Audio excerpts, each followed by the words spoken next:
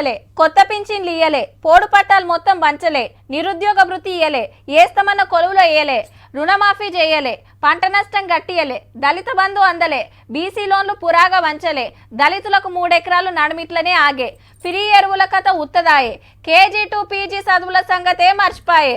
ఓ ఇట్లా చెప్పుకుంటూ పోతే బొచ్చెడున్నాయి. అయినా సరే అని రెండో పారి ఇంకింత మెజార్టీ ఇచ్చిండ్రు, ఇగనన్నా చేస్తారేమో అని. అట్లా కాకుంటే ఇంకో పార్టీని గెలిపించుకున్నారు తెలంగాణ పబ్లిక్. గివన్నీ పక్కకు నూకి గిట్లా అంటారేంది?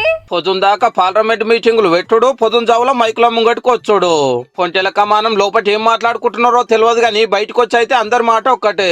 అదేంటంటే గత 10 సంవత్సరాల నుంచి అన్ని విధాలు కూడా ఆదుకున్నా, అన్ని విధాలు అభివృద్ధి చేసినా, రైతులకి ఏం పంచాలి, పేదలకి ఏం పంచాలి, గరీబాలకి ఏం పంచాలి, విద్యార్థులకి ఏం పంచాలి పనిచేసినాం. 10 సంవత్సరాలలో చేసిన సంక్షేమ అభివృద్ధి అద్భుతాలు దేశానికి తలమానికమైంది తెలంగాణ రాష్ట్రం. కదన్నట్టు ఎవరికి ఏం కావాలనో ఇచ్చినాం, అందరికి అన్ని చేసినాం, అయినా ఓడగొట్టిరు. పబ్లిక్ గింత నియత లేదన్నట్టే మాట్లాడుతున్నారు గౌరవ గులాబీ లీడర్లు.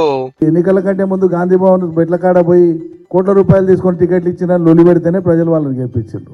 ఏం మాట్లాడతారు మీరు? ఈ జాతి అంతా మేలుతో ఉండదు, నిద్రపోతుంది. లేచి చూసేవారికి అంతా కుంపలట్టుకు పోయి ఏముంటుంది చెప్పి ఏం లాభం చెప్పి ప్రజలందరూ అప్పుడే మొదలు పెట్టారు. మేము తప్పు చేసినాం కావచ్చు, ఏదో ప్రజలు మమ్మల్ని తిరస్కరించడం అన్నది జరగలేదు. కన్ఫ్యూజన్ లో లోకల్ ఇష్యూస్ తోని ఈ నారుల్లో 104 సీట్లకెళ్ళి 39 సీట్లకు దించినా 65 సీట్లు తగ్గినా ఓడిన వాళ్ళది ఓటమి కాదట, గెలిచిన వాళ్ళది గెలుపు కాదట. ఇంకెన్ని సీట్లు తగ్గితే అక్క కోడినట్టు అనిపించున్నావు మరి. కాంగ్రెస్ పార్టీ ఏం గెలవలేదు ఎన్నికల్లో, మనం ఓడిపోయినాం. సరే కాంగ్రెస్ గెలవలేదు, మీరు పవర్లో లేరు, మరి పబ్లిక్ ఏ పార్టీని గెలిపించినట్టు సారు? మన దోస్తు 7 సీట్ల ఎంఐఎం నా, 8 సీట్ల బీజేపీనా, లేకుంటే ఏక నిరంజన్ ఎర్రజెండానా? అయ్యో ఇట్లా జరుగుతుంది అనుకోలేదు మేము. కేసీఆర్ గారు ముఖ్యమంత్రిగా లేరు అనే మాటని జీర్ణించుకోలేకపోతున్నారని. కేసీఆర్ గారు సీఎం లేకపోతే ఈ నెల రోజులలో తెలంగాణ ప్రజల యొక్క బాధలు కనబడుతున్నాయి. గెలిపించిన పబ్లిక్ ఏమో గానీ గులాబీ పార్టీలో కొందరికి అయితే అసలు జీర్ణం అయితలేనట్టున్నది పో. 1.85% తేడాతో మేము ఓడిపోయాం. అంతేకాదు సీఎం అనే 2 అక్షరాల కంటే కేసీఆర్ అనే 3 అక్షరాలే చాలా పవర్ఫుల్ అంటున్నాడు రామన్న. గంత పవర్ఫుల్ అక్షరాలు బాబు కాడుండగా పవర్ లేనిగా సీఎం సీట్ కోసం గింత రాజకీయం ఎందుకన్నా? యూట్యూబ్ ఛానల్ లేకనే ఓడినాము, సిట్టింగ్ ఎమ్మెల్యేలకు టికెట్ మారిస్తే గెలుద్దుము అని. మరి ఆ 2 మాటలు గెలిచినప్పుడు ఎన్ని యూట్యూబ్ ఛానల్ ఉండే, ఎందరికి టికెట్లు మార్చిర్రు?